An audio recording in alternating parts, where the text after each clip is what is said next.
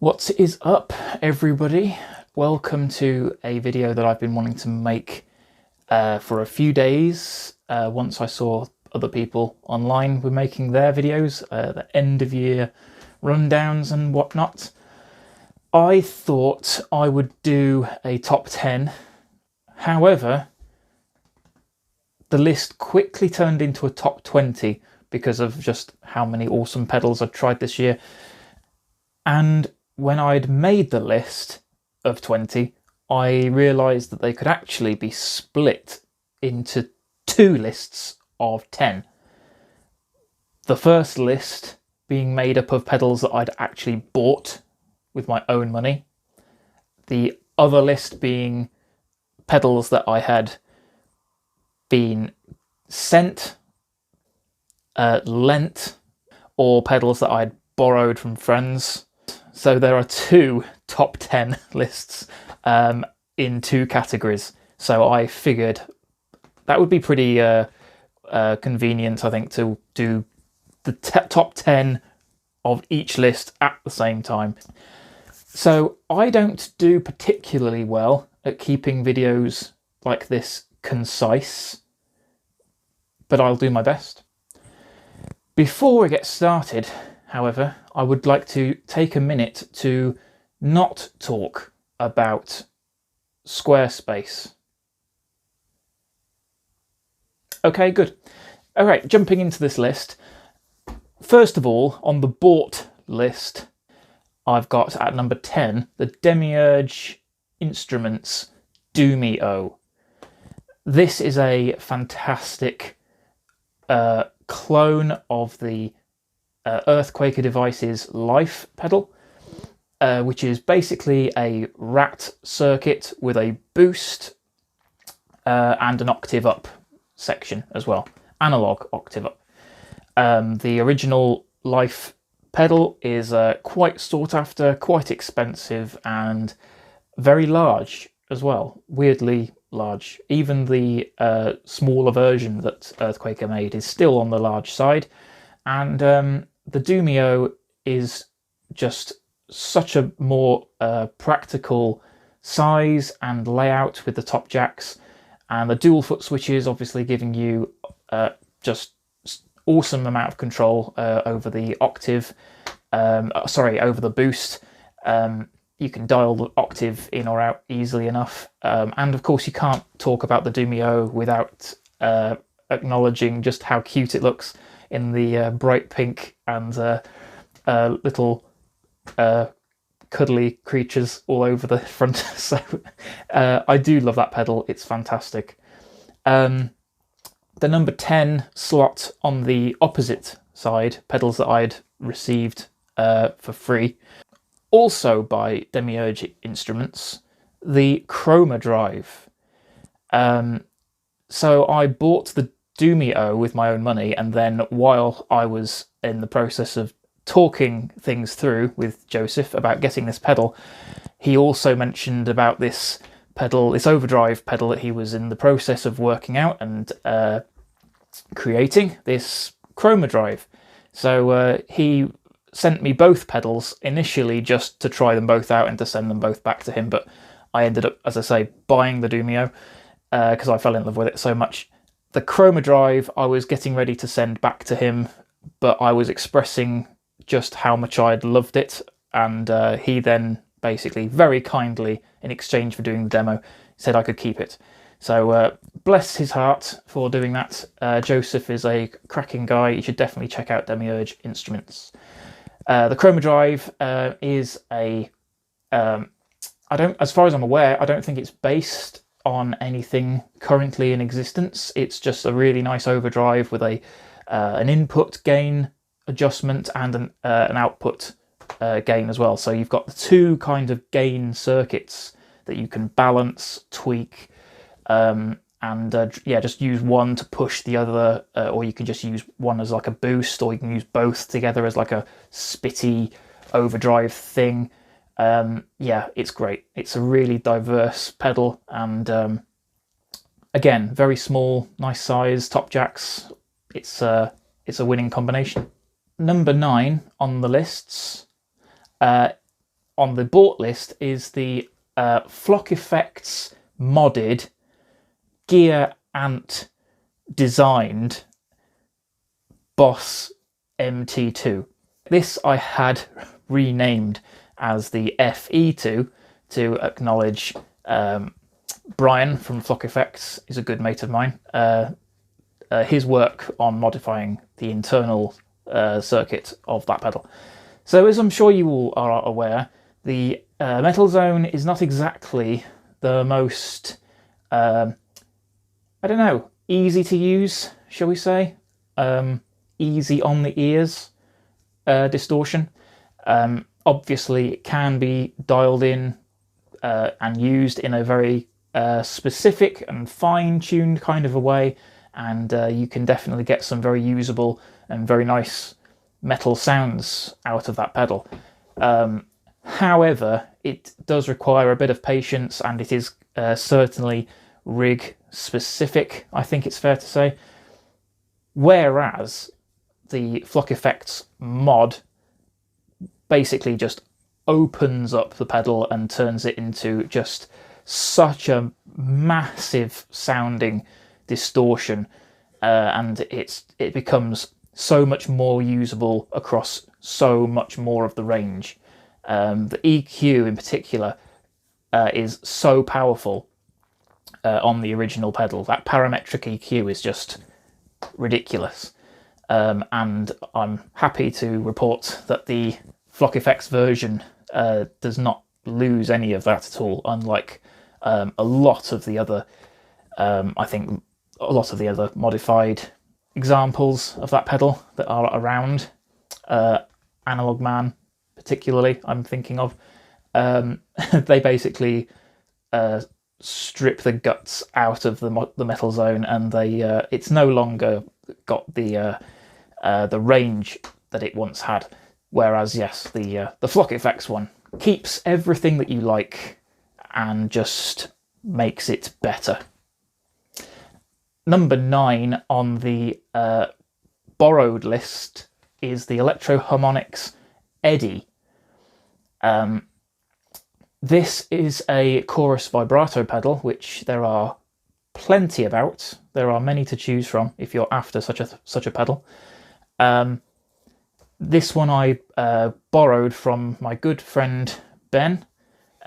He is also a pedal nerd like myself, and my best mate. And yeah, he very kindly lent me this pedal of his once he bought it, and I immediately fell in love with it. It's just typical Electro Harmonix. It does everything that you would expect an effect like that to do, plus a little bit more, and makes everything just really easy to dial in and play around with. So I fully recommend it. It's the chorus sounds fantastic, the vibrato sounds fantastic. Just little things like the tone knob. I mean, having a tone knob on a modulation pedal is just fantastic. I don't know why more modulation effects don't include a tone knob. I have got a few, and they're all fantastic. Every modulation pedal that I've got that has a tone knob is one of my favourites, because it's just seems like such an obvious thing to include, but not everybody does. So yes, the Eddy is a fantastic pedal. I'm actually looking to buy one of my own at some point this coming year, so we'll see how that goes.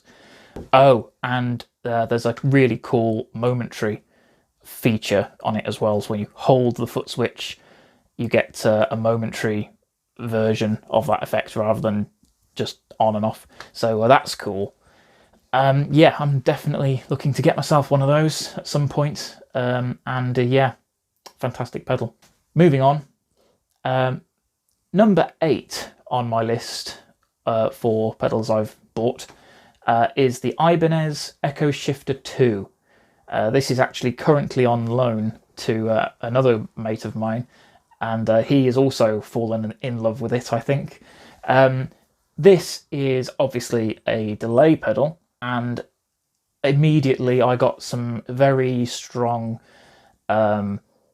Death by Audio Echo Dream 2 kind of vibes from it. It's very similar in a lot of ways. It's got some great lo-fi kind of delay sounds to it. Tap tempo, of course, is always welcome on a delay pedal for me. But the real magic in that thing, I think, is the oscillation. So you can turn off the oscillation switch, and then with cranked repeats on an analog delay pedal, the repeats do not run away from you. They don't go crazy. You don't get the huge spike in volume. You don't get any of those issues. It just stays reined in, that you can just play with these long repeats that never just run away from you. They never get crazy. It's just a very usable and very practical delay pedal, and that slider as well for the delay time is really fun to play around with as well, especially when you get the max repeats that just kind of hover around a oscillating point without going too crazy. And then once you've got that kind of level of just constant background feedback, you can then mess with the delay time slider and just create all these weird crazy sounds. Then you can flick on modulation and get even more craziness going on. It's just fantastic. It's such a lot of fun to play with, and I do really want to play around with the new ES3 as well, and compare the two, see which I like more. That'll be a fun comparison to make at some point if I grab one of those this year, so we'll see. Number 8 on the borrowed list is the Old Blood Noise Endeavours Dark Star.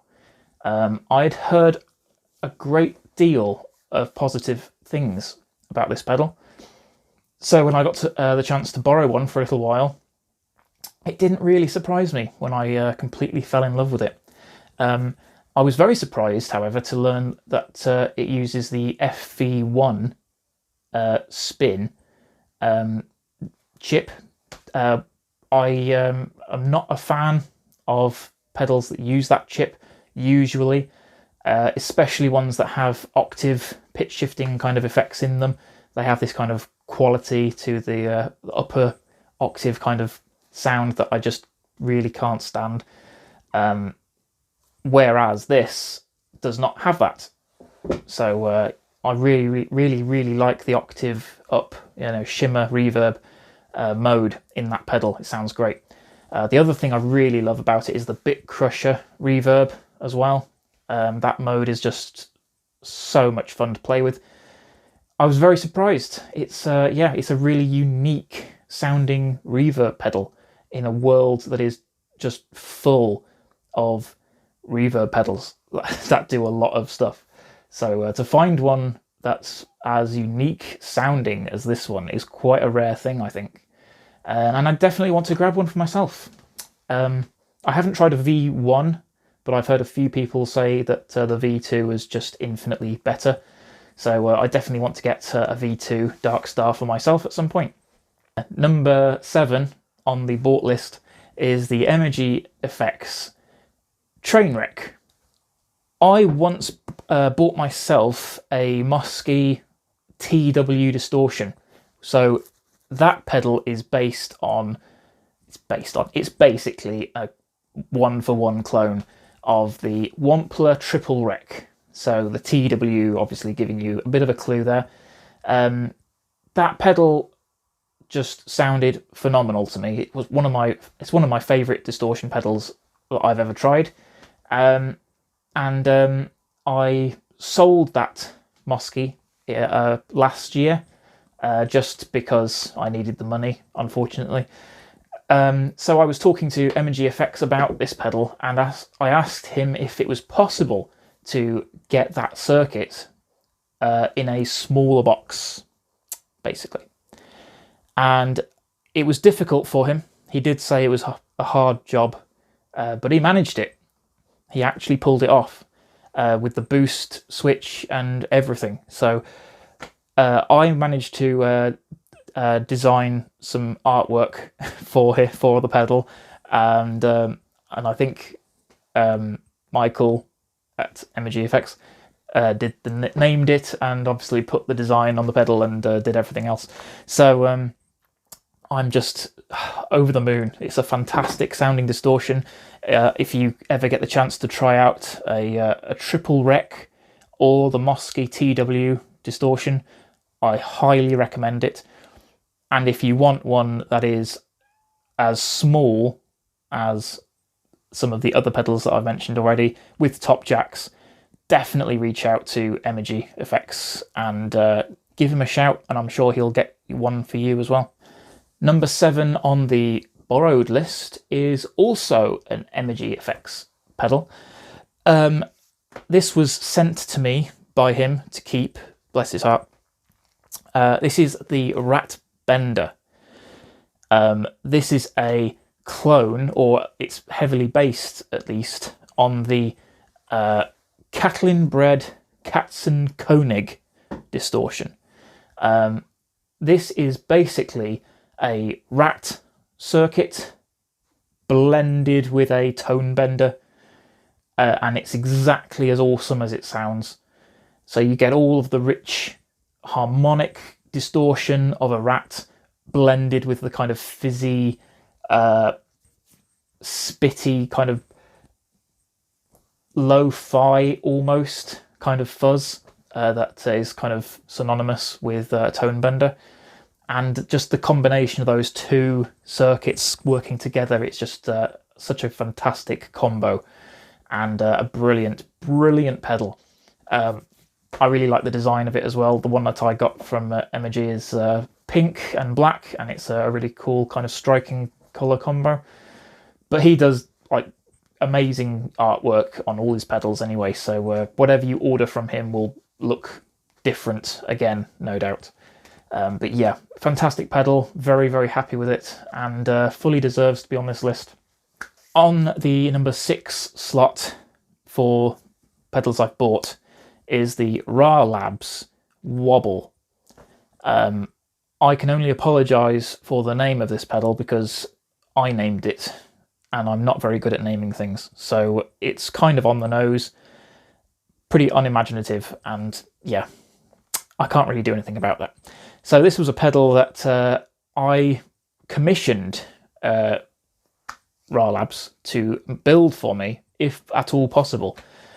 As I said before with the talking about the Eddy, there are plenty of chorus and vibrato pedals about. There are also plenty of just straight up chorus pedals that don't do vibrato. What there aren't as many of, in my experience, are just straight up vibrato pedals. There just don't seem to be many around at all, and the ones that there are maybe have 2 or 3 knobs on them, and that's about it. So what I was asking for was a vibrato pedal that just did a whole bunch of stuff. So I wanted tap tempo, I wanted a tone knob, I wanted volume, I wanted a choice of waveforms for different shapes of the vibrato, and he delivered big time. And he even put top jacks on it as well. Like, he even managed to squeeze all the jacks and power into the top of the pedal despite everything else going on in that thing. Amazing. It's such a phenomenal creation and a fantastic pedal.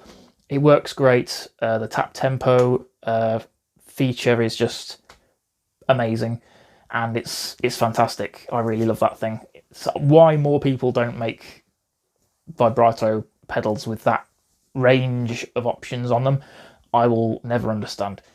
But it's great. I fully recommend grabbing one from him. I'm sure he'll build you one.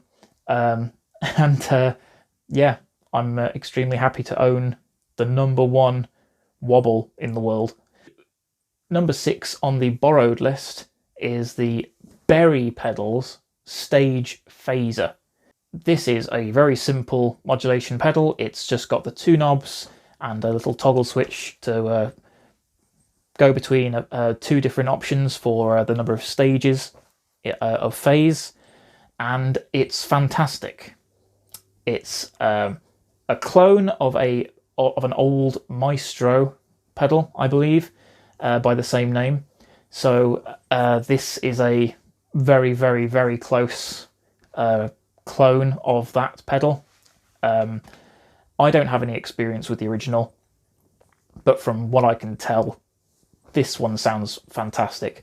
I love how it looks. It has top jacks. It's just fantastic. It does what you want a phaser to do. And there's not a lot more I can say about that, really. It sounds great. I'm very happy with it. And I'm extremely grateful that I was able to get this pedal sent to me to try out and to keep. So thank you, Berry Pedals, for doing that. You should definitely go and check them out. Number 5 is the frequently included pedal on my channel, the Forest Effects Fauna Mark II. This pedal is just sublime. It's fantastic. I'm not a big fuzz pedal user. I do love it when I use it, but I don't tend to choose to use fuzz pedals very often, especially when playing with a band. Fuzz just kind of tends to disappear into the mix. No matter what I seem to do, it just seems to be able to disappear completely. And then, of course, you try and tweak the mids and push it with other overdrive pedals or whatever it is you try and do to try and get that fuzz sound to kind of pop in the mix. And it either doesn't work or you hear it, but then you've tweaked it so much and changed so many frequencies, it doesn't actually sound like the fuzz that you wanted to use in the first place. So what I usually end up just doing is using a Rat or a similar kind of mid-pushed distortion instead of a fuzz. That said, the Fauna Mark II is just so amazing to use. It's got a really, really amazing quality that does actually stand out well. The octave sounds brilliant. It sounds huge. It's massive sounding, and I'm terrible at describing sounds and talking about dirt pedals in general, but yeah, that Fauna Mark II, you've heard it on my channel a few times, no doubt, and I'm sure you'll agree, it's just monstrous.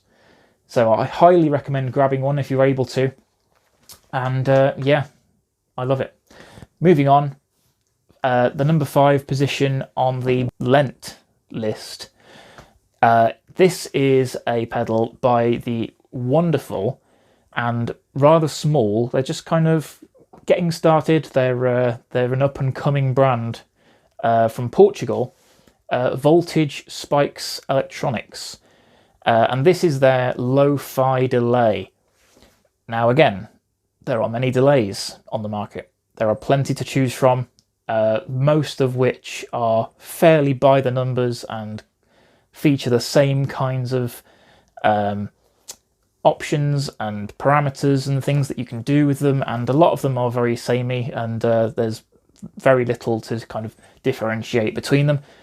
This is one of the more unique delay pedals that I've tried.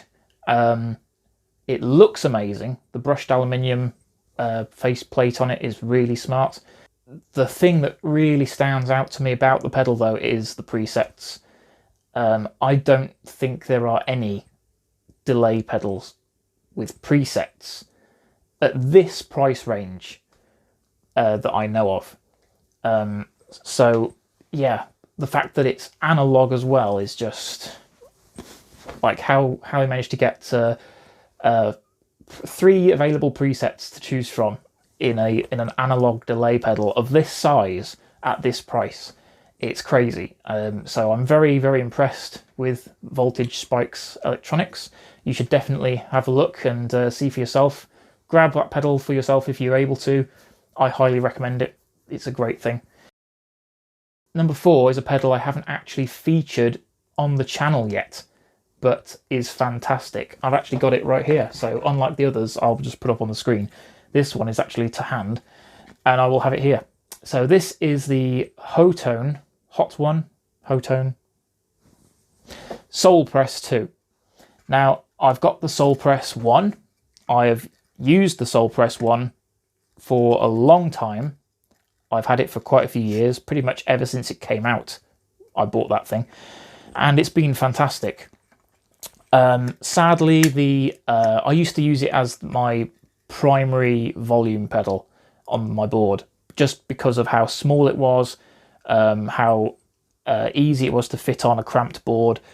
It had a really nice, quite a long travel, and it was active as well. So it basically had a lot of the things that I look for in a volume pedal, all in a very small compact box. It also works really well as an expression pedal as well. So I do use it as my kind of go-to expression pedal when I'm featuring a pedal that has an input for the expression. So you have probably seen it in my videos before. So it comes as no surprise that when the Soul Press 2 was announced, and with about 5 times as many features as the first one, I obviously wanted to jump straight on that bandwagon. It is a volume, expression, and wah pedal, like the original. However, unlike the original, this has, as well as the input and output, it also has separate jacks for the tuner and the expression. So not only can you use this pedal as a volume in your chain, you can also use it as a mute for a tuner, which you can have separate in your chain and not running in your signal path at all, and an expression output as well. So you can click out of the volume mode and use it as a passive expression, which is just incredible. It also has a really cool light up bar to show you whereabouts on the travel you are, and a bunch of controls on the side to adjust the Q of the wah, the mode, so whether it's the volume wah or switchable volume wah. So in other words, you click to go from volume to wah. So if you wanted to, or if you didn't want to use the expression, for example, but you wanted to use it as a volume pedal and as a wah pedal, you could literally just use it as a volume and then click, and then it's a wah pedal, and then you can go back to volume again. It also has a tone switch for warm or classic modes when you're in the wah mode. So it's an incredibly versatile pedal. Active as well, so if you're a fan of active volume and wah pedals, this will definitely satisfy you, I think. And also for the size, price, you can't really beat it. And not to mention how cool it looks. It's like it's amazing purple and blue flip paint with glitter, and it looks fantastic. And it's this amazing. Listen to that. It's a really nice textured surface on the top, so you're definitely not going to slip when using it. So look out for my demo of that. In the meantime, you should check out Do Noise. He's got a demo of that thing that went up the other day, and you should definitely give that a watch. Moving on, the number 4 position in my received, given for free list is another pedal by Emoji Effects. This is the Gristle Throbber. This is also right here to hand, so I can have this, I can show you this. You've seen this before by now, I'm sure. This pedal is just amazing. Like, look at it. It's a beast. It's so cool. Michael very, very kindly sent me this pedal for free, and he asked me what kind of design I wanted, because he does unique paint jobs on all of these things. So again, I'm not the most creative of people, so I just kind of, my mind immediately went for Mighty Boosh, and I was like, could you possibly do something Mighty Boosh-esque on the front?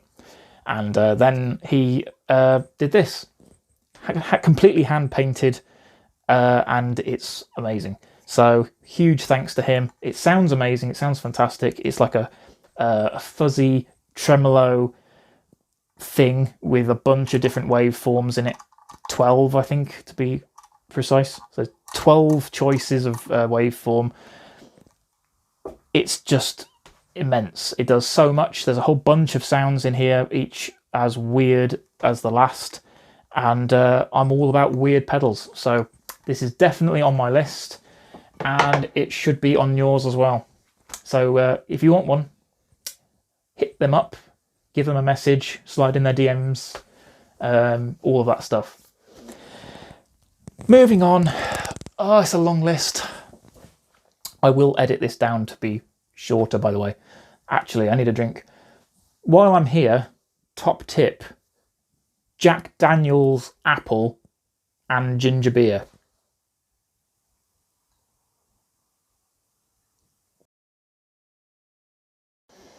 So good.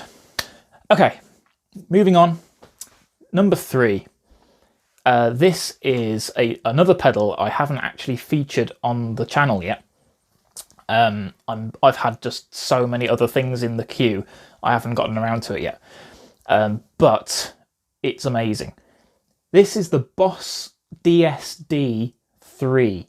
It stands for Digital Sampler Delay 3.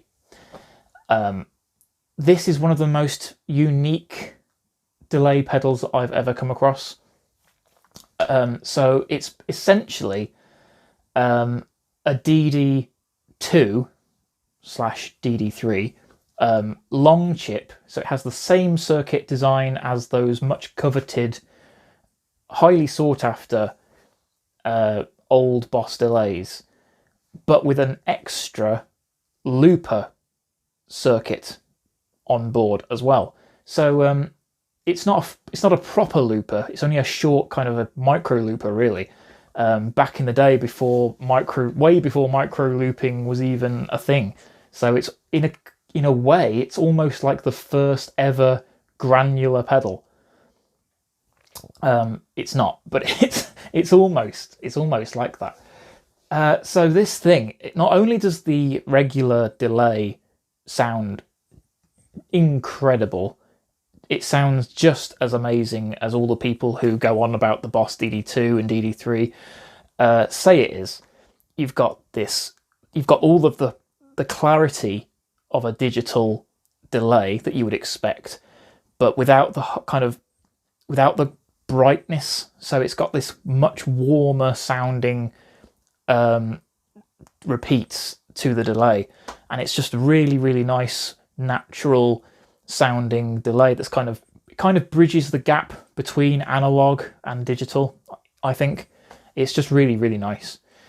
I definitely see what the fuss is about with these fabled long chip delays, but it's a much cheaper pedal to get hold of than a DD2 or a DD3.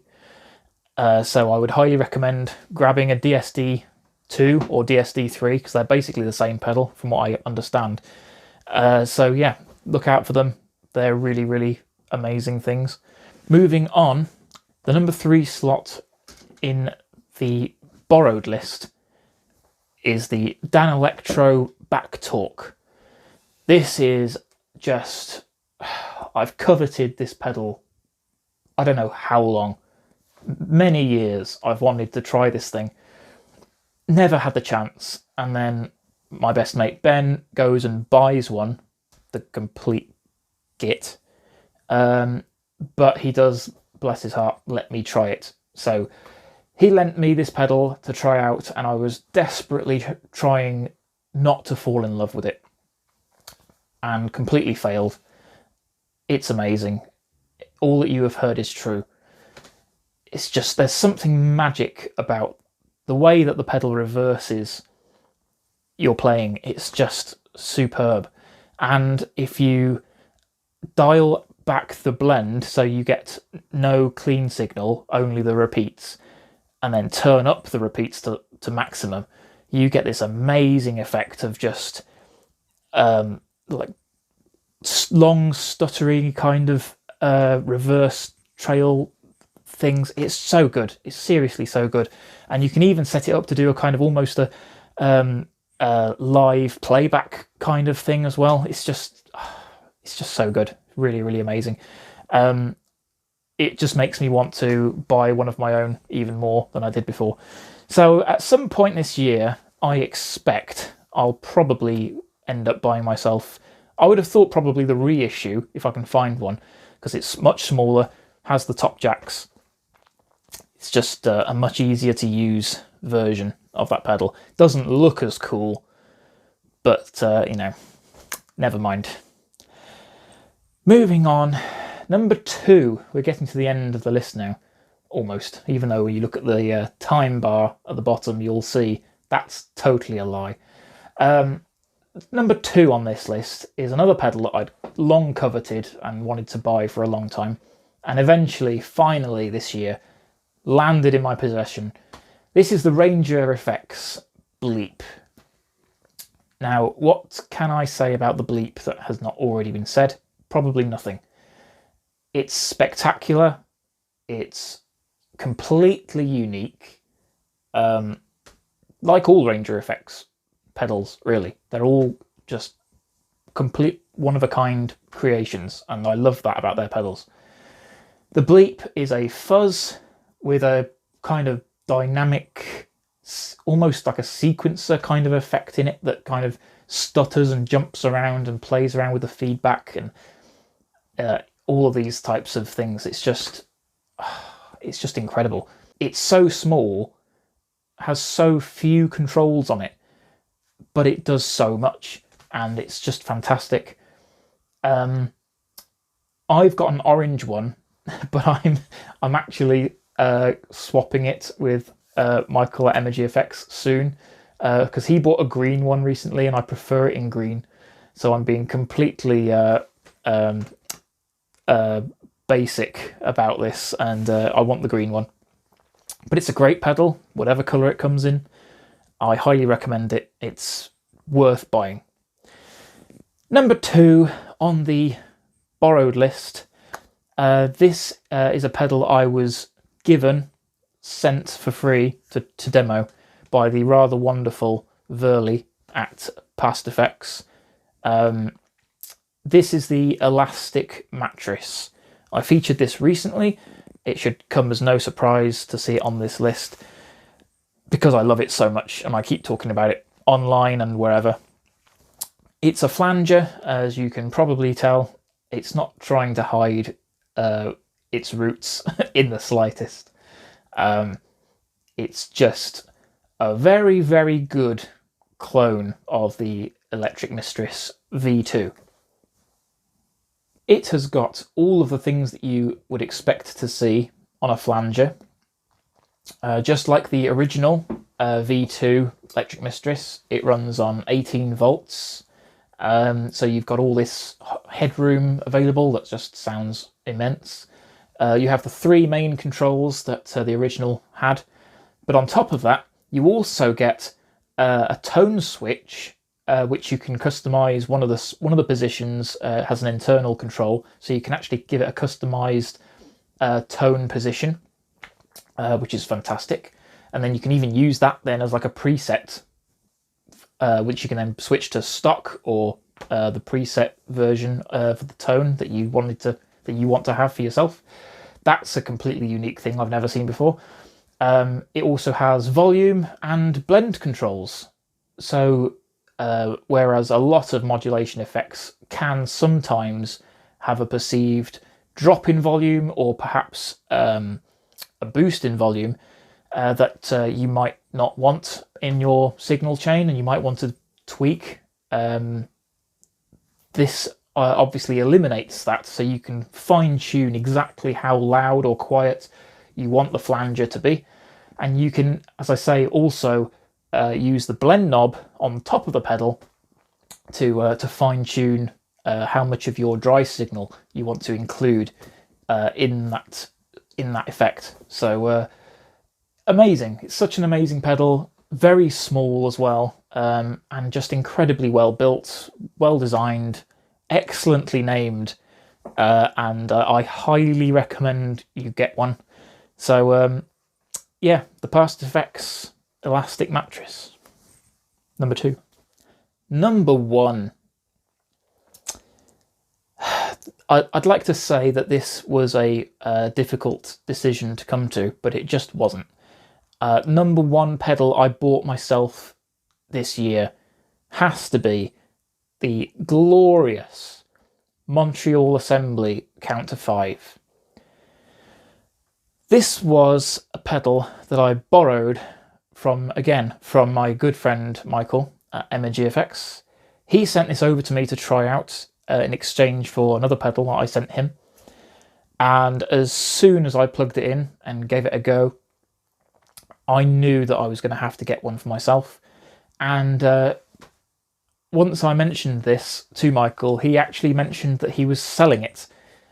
So that soon turned into a conversation about how much he wanted or what he wanted to trade or whatever. So yeah, I ended up trading 3 other pedals for this one. So totally worth it, in my opinion. The Counter 5, if you don't already know, is a granular micro looper. It can do a lot of cool things, but the main thing that I like to use it for is a kind of live playback thing. So you like the Backtalk, you can get this amazing kind of reverse delay kind of sound out of it, but it also does a forward version of that as well, where it like pitches up, so you can do like an octave up or octave down version of what you're playing in real time. So yeah, on the face of it, that sounds like a pitch shifter, but it's more like a delay in the sense that it's playing what you just played back. But it's also granular. It breaks everything that you play into little bits and distributes it all around and plays it in little tiny micro sections. It's just amazing. It's so good for ambient playing and adding some really unique textures as like a kind of background accompaniment to whatever it is that you're playing. You can dial back the blend and have all this craziness happening in the background of what you're playing. It's just superb. And adding in some gigantic reverb after it as well is just it's bliss, absolute heaven in a pedal. And I'm planning to actually buy a second one in the new year. So look out for that one. Yeah, I want to buy a second one and run the nightly firmware on it. So Montreal Assembly actually offer a completely different firmware download for this pedal that basically transforms it into basically a completely different version of the same thing. So it opens up a whole bunch of different new modes that you can use on it, and I'm not really sure 100% what those changes are. I've heard them on YouTube. I've seen plenty of people using it, and it just sounds fantastic. So although I don't understand it, I want it. So yeah, 2022, it will be the year of dual Counter 5s. Okay, so the number one spot for pedals that I was sent this year goes to the Ra Labs episodes. This is also a granular pedal. In a way, this is kind of like a British version of the Counter 5. But it's also got some completely unique sounding algorithms that you can choose from inside the pedal as well. You need to check out my demo. I'll put links for everything that I've mentioned so far in the description. You're free to go and check out the individual demos for each of these pedals if you want. But the episodes is such an amazing creation. The fact that it was built and designed in this country as well just kind of blows my mind slightly, because I've always just associated innovative digital pedals like this as being an American thing or a Canadian thing or wherever. It always seems like all of the really crazy stuff kind of comes from over the pond. So to get something on our doorstep in this country that does so many cool things like that as well is really cool. So I highly recommend grabbing one if you're able to. Drop them a message at Ra Labs and ask them about getting hold of an episodes. It looks a little bit like a King of Tone on steroids. Or maybe some kind of mind-expanding drug, but it is in no way like that, and I highly recommend getting one. In fact, if you have a King of Tone on your board, it would be also really cool to have one of these next to it, to have two side by side that one does blues and the other one does not. That would be really cool. So that's my top 10 list. I do have a couple of honorary mentions as well. First off, I couldn't find a place for it on this list. It was just beaten to the number 10 position. This is the Honorary Effects Teeth Overdrive. I am not really a fan of overdrives in general.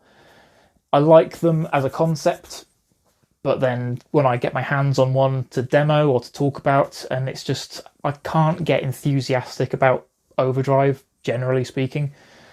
They work, they sound good, they're fine, but I don't really have any enthusiasm to talk about them. This is one of the very, very few overdrives that I've actually been excited about. So yeah, this was a big deal for me to try out. So I was not expecting anything at all, but it sounds so smooth as an overdrive. It doesn't do any of the kind of I don't want to say amp-like, but it kind of covers it, if that makes sense. It's such a generic thing to say, oh, it's amp-like, but it just has this really amazing natural sounding drive to it. And it is a low gain overdrive, but it does get into kind of the more medium kind of gain territory if you crank everything. But it just excels at sounding like an amp that is kind of set to a really, really nice low gain drive position. And yeah, it's one of those pedals that just makes you play differently, which is never something that happens with overdrive, usually, for me. But yeah, I highly recommend trying out a Honorary Effects Teeth if you get the chance, because it's exceptionally well made. It sounds fantastic. And that foot switch is so cool. It's a really rugged, high quality, arcade style kind of a thing. And it's really addictive to press. I just keep wanting to turn it on and off all the time. And yeah, it's a very unique looking pedal.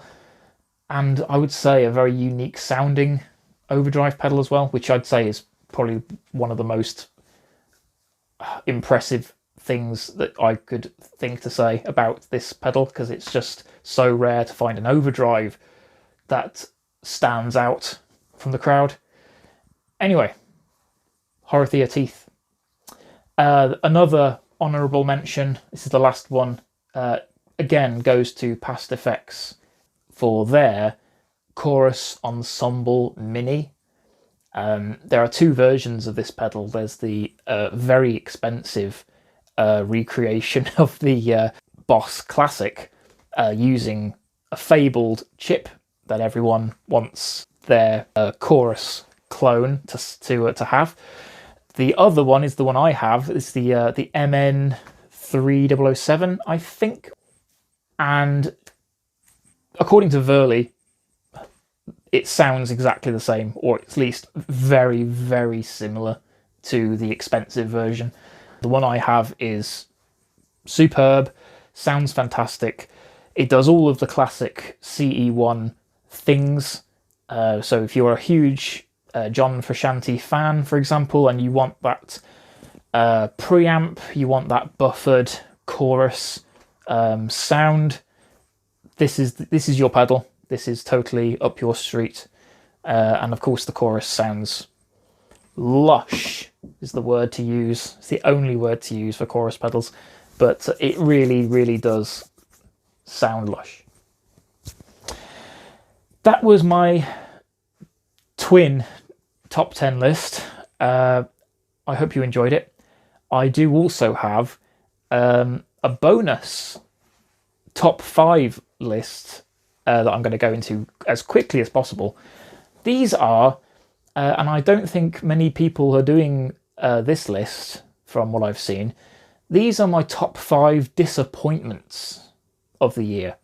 There aren't many, there's only 5, but these 5 were extremely disappointing pedals that I tried.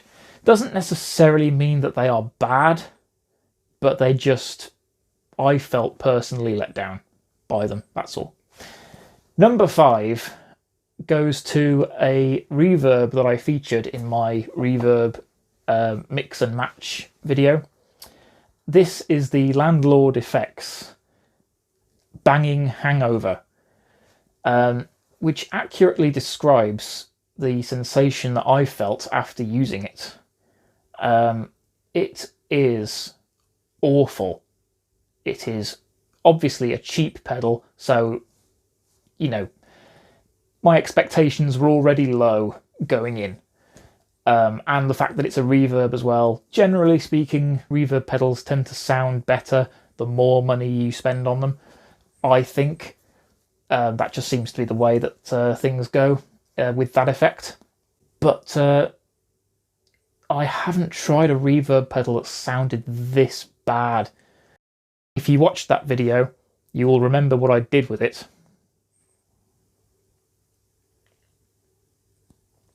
And it deserved it. Number 4 is rather unfair of me to put this on this list, but it's not a bad pedal, it's just one that I was disappointed by personally, and I didn't enjoy the layout and design choices and whatever. This is the Eddy and Aker Moomin Drone T21. Now, before I go into talking about the pedal, I do have to say, Alexei at Eddy and Aker is probably the nicest guy in the industry. He is one of the most kind-hearted, humble, genuine, absolute diamond of a person. He is just, I can't say enough good things about him. He is an absolute gentleman. He needs to be protected at all costs. He's fantastic.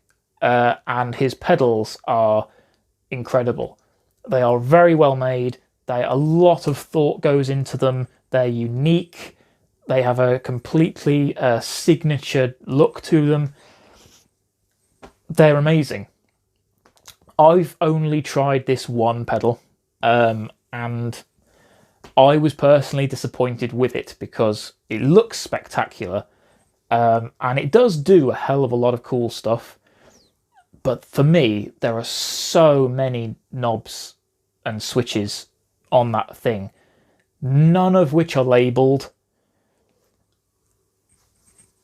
So it's a minefield to try and navigate through what each knob does, what parameter you're changing, how to get it to do what you want it to do, and I tried my best with it. I filmed a demo with it, and the demo turned out quite well, I thought.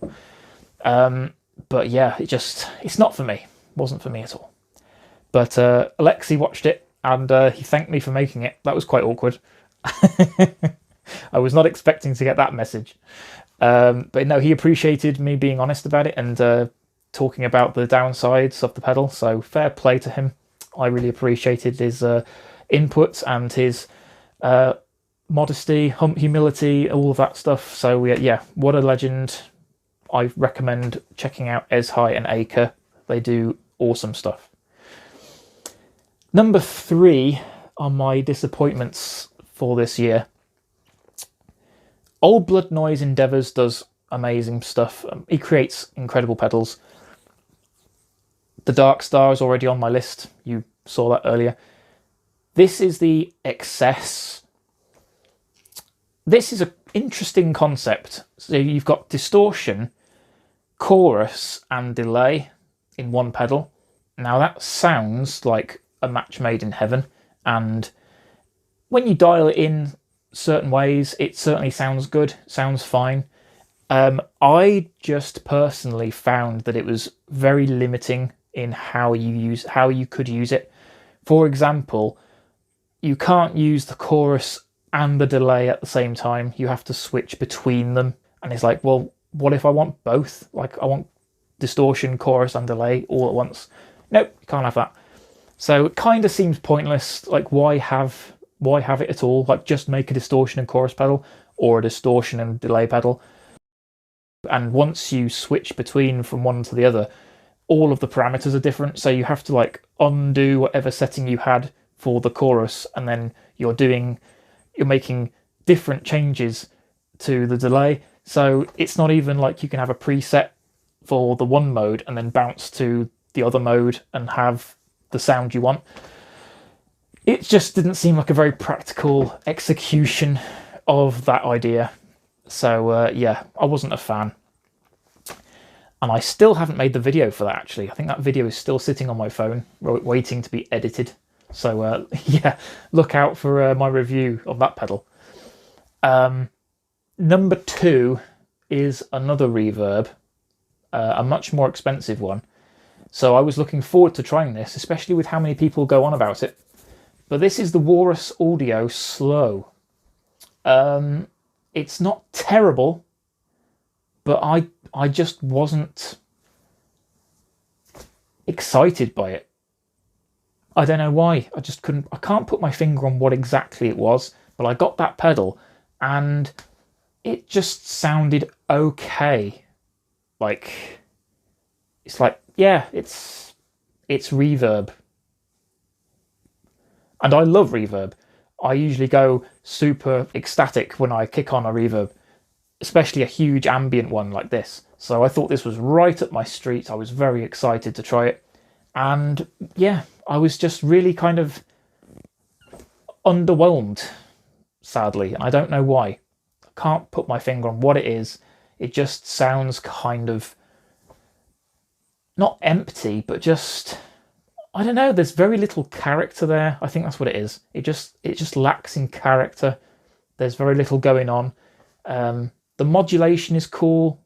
The hold mode, I remember, is cool, but then it kills the reverb for what you want to play on top of it, which I don't like. So it seems kind of pointless to me. Like, if you want to hold the reverb trails, I still want to hear reverb on what I'm playing. With the modulation as well, you can get this really nice, subtle, undulating pad going.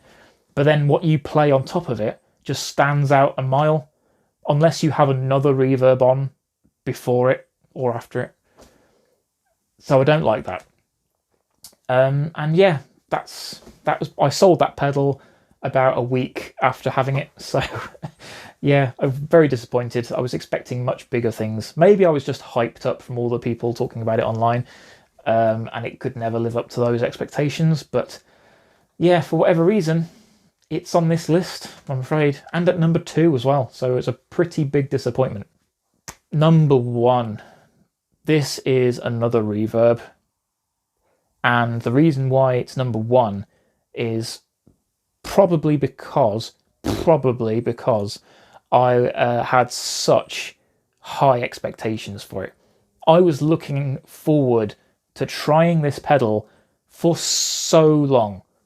As soon as it came out, I was excited. I don't know, when did it come out?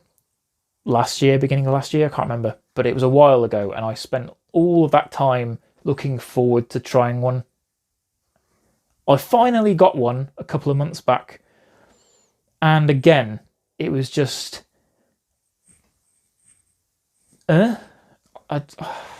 like, it's okay. And when I first tried it, I was happy. I was happy enough. But I think I was in denial. Like, I'd spent so long coveting it. I was just in denial when I finally got to try it.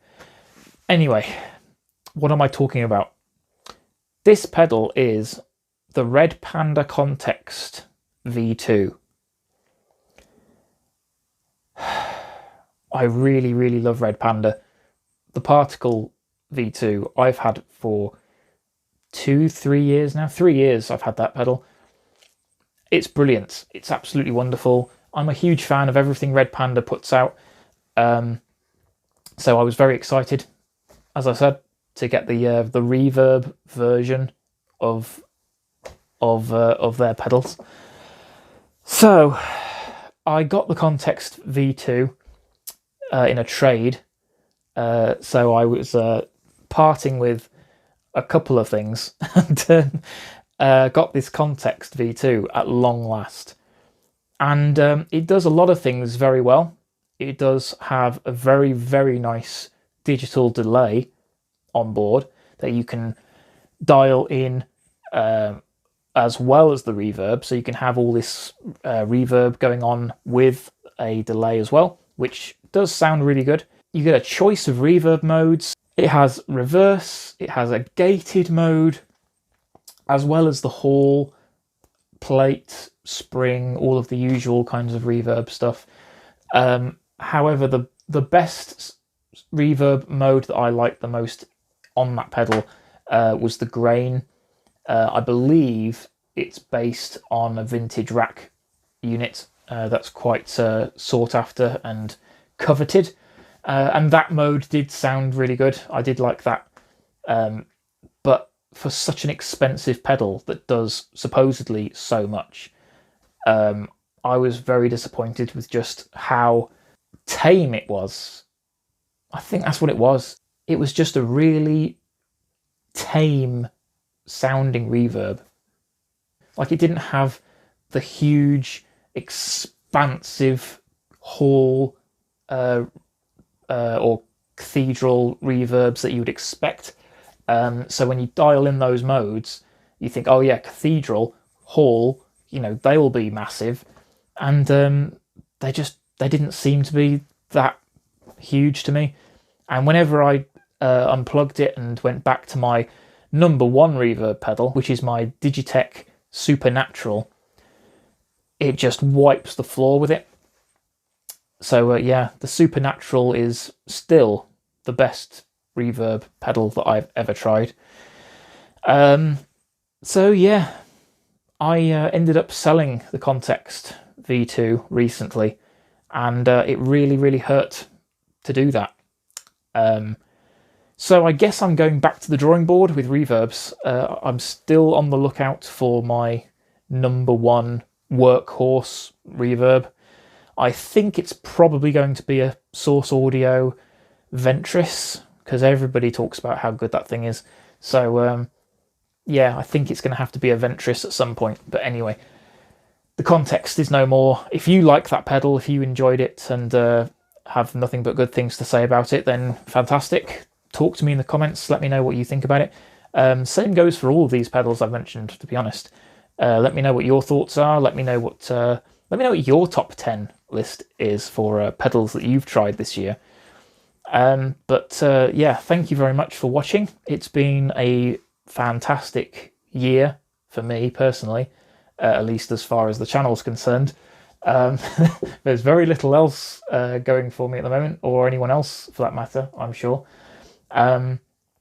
But yeah, this channel's been growing and building way more than I would ever expect or was ever hoping it would. So I'm massively grateful for that. And yeah, long may it continue. I'm really happy with the fact that I'm already closing out the year with just over 2,300 subscribers at this point. So thank you so much for all of you subscribing and keeping watching, commenting, liking, all of the usual kinds of stuff that you do. Yeah, looking forward very much to what 2022 brings. And I've got a feeling it's going to be a lot more pedals to go on this list when I inevitably do this list again. So thank you again for watching, and I will see you in 2022. Bye!